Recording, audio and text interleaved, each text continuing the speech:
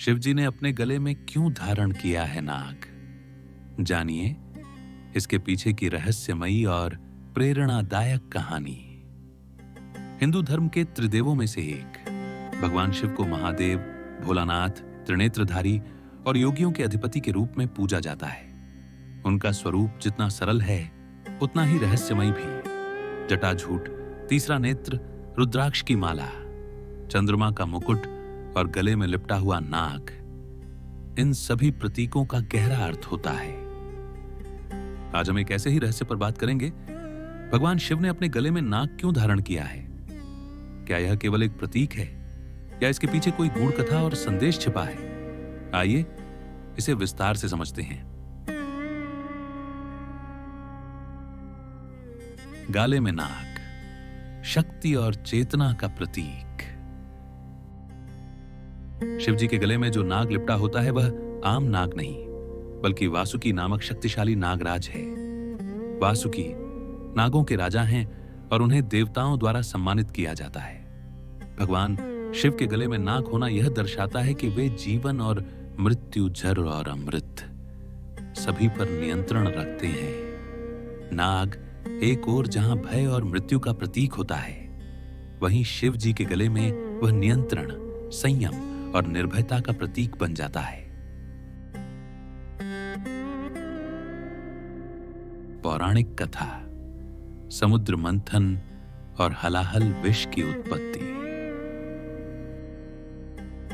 हिंदू शास्त्रों के अनुसार जब देवताओं और असुरों ने समुद्र मंथन किया तो उसमें से अनेक दिव्य रत्न और वस्तुएं निकली, लेकिन सबसे पहले निकला एक अत्यंत भयंकर विष, हलाहल। यह विष इतना घातक था कि उसकी तीव्रता से तीनों लोक, स्वर्ग, पृथ्वी और पाताल जलने लगे।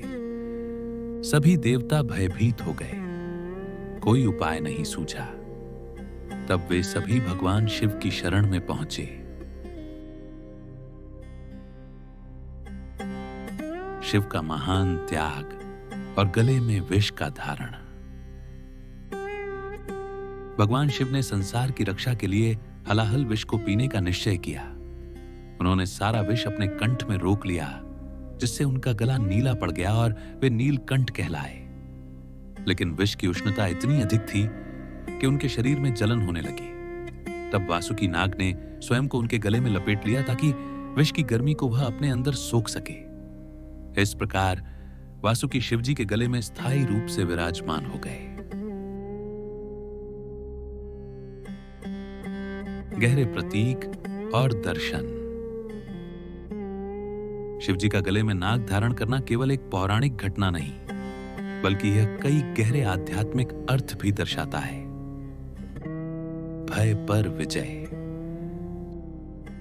सांप से सामान्यतः लोग डरते हैं, पर शिवजी के गले में वह शांति से लिपटा हुआ है। यह बताता है कि जिसने स्वयं पर विजय प्राप्त कर ली, उसके लिए कोई भी भय, विष या मृत्यु मायने नहीं रखती। योग और ऊर्जा नियंत्रण। योग शास्त्र में माना जाता है कि कुंडलिनी शक्ति, जो सर्प के आकार में मानी जाती है, मस्तिष्क की ओर तभी चढ़ती है जब साधक पूर्ण योगी बन जाता है। शिव योगियों के आदिनाथ हैं और उनका नाग यही कुंडलिनी शक्ति का भी प्रतीक है।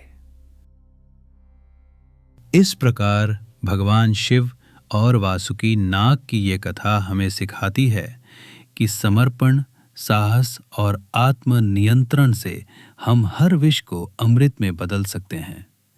हर उस श्वास में शिव का नाम रहे, यही सच्चा मार्ग है। हर हर महादेव।